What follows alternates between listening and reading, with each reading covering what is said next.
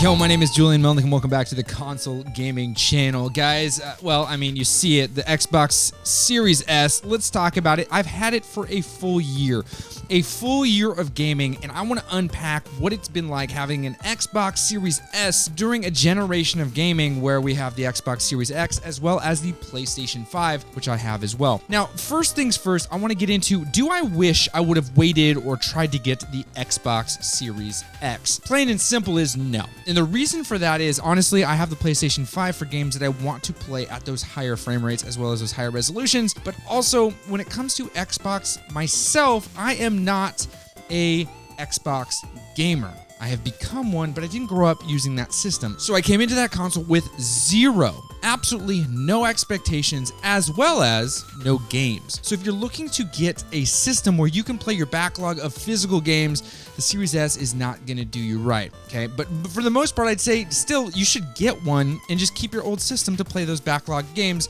because chances are you'll be fine. Thing number two, my biggest learn was storage space. Yeah, storage space is extremely limited on this. And what I don't like about the storage space situation is you run out quick. You run out really quick, and you almost always, and I mean, actually, you will need to buy additional storage. I personally went with just a normal hard drive, and the reason why I went with a normal hard drive is because the cost to get 5 terabytes. Yes, 5 terabytes as SSD is astronomical. I actually don't even know if you can find that 5 terabyte SSD, but what you get there is good enough. I honestly can transfer games on and off of the hard drive quick enough, and in most instances, I can just play games off of that because I'm not playing a tremendous amount of games that have been optimized for the Xbox Series S and X. Now that goes into number 3. The third thing I learned about the Xbox Series S is there are games that actually just look better on the system.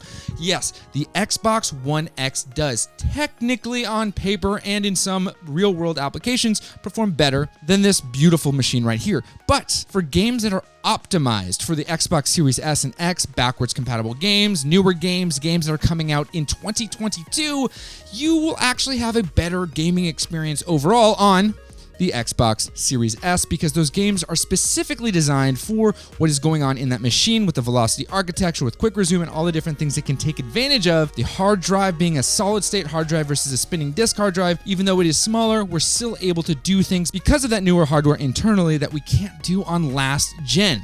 Again, last gen does have 4K and in some instances can play older games at a higher fidelity, but this thing is actually being made for. Yes, they're making games for this thing. Thing number 4, games. All the different games available to me as a brand new, spanking new, absolutely fresh out the womb Xbox gamer is Game Pass Ultimate. Game Pass Ultimate is the best streaming service we can find as gamers right now in 2022. With Game Pass Ultimate, you're able to play an incredible amount of games, and now with the cloud features, you can actually play those games off the cloud. So, and this is only a couple months new, with the Xbox Series S, you have poor storage options. So if you have good enough internet connection, me personally, I have a very, very good internet connection, and you want to play games on the system, you don't have to actually download them onto your machine. I tested Forza Horizon 5, both when it was stored locally and when it was streamed off the cloud, and I was impressed. Yes, we had some dropped frames when it was streaming off the cloud, a little bit of stuttering here and there, but nothing that was so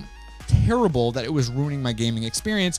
And at the same time I was streaming it, I was actually streaming my live stream, so there was a tremendous amount of bandwidth being already hogged from my live stream. I can only imagine the amount of gameplay I would have been able to enjoy when it wasn't going at the same time as my live stream. I've also streamed multiple other games, both backwards compatible games like Banjo-Kazooie and more recent games like Halo Infinite, and I've noticed that in multiplayer games, the streaming option isn't the best, but Halo Infinite isn't that big of a game, and the older school games, you're fine. You're doing great. It does actually compete here with PlayStation Now's service, which does offer streaming as well as downloading of PlayStation's back catalog. PlayStation Now offering significantly more games. Big thing that doesn't happen with PlayStation Now is they are not offering first-party titles day one, which Xbox is with their gaming service. That gaming service, Game Pass Ultimate, is really a cut above the rest. And the fifth thing that I've learned with this new Xbox Series S is services are actually what make this thing compelling. If this thing did not have Game Pass, I would not recommend to buy it. If you were buying this thing as your standalone, this is my hardcore gaming, I'm going to go crazy and I am going to game all day long with this machine, I would also say, well, if you're a hardcore gamer, this might feel a little underpowered for you. And if you have the hardware that you need to actually see those crazy images that the Xbox Series X is putting out, you might actually be disappointed with this Xbox Series S. And that is the last thing. Number 6 is this is what you're going to want to be careful of if you are looking to pick up the Series S this year in 2022 as we go into the next beautiful year of gaming. And that is if you do indeed have a 4K panel that does output 120 frames per second, it does have true HDR, it does also allow for you to play at 120 frames per second, because some may say they do it, but in reality, they don't. And you're able to take advantage of all of those crazy features that the Xbox Series X has. You might want to lean into the Xbox Series X. I think that this machine here is beautiful, and for 95% of gamers, you're gonna be fine. It is going to do exactly the job you want, but most of all, this is the biggest lesson that I've learned from it, is that this machine is truly and utterly a Game Pass machine. It can play other titles, but when it comes to physical and digital and all the different things that are there, digital is an extremely expensive option. And as we lean more and more into these services, I think that if you're someone who is looking just to enjoy Game Pass Ultimate, play some games with friends on a somewhat casual basis, and you're looking to add to your multi-console gaming setup, the Xbox Series S is absolutely perfect. But if you're a hardcore Xbox gamer who's had years of dedicated loyalty to the franchise, you have so many backlogged physical titles, and you're not going anywhere, and you're not looking for any other console, then I would honestly say try to get yourself a Series X, because you are going to be sitting there on the bench going, man, did I make the wrong decision? And you might actually be disappointed down the line. I love this thing. It is great for me, and I will actually probably never be looking to upgrade to a Series X because my Series S does the trick in my setup.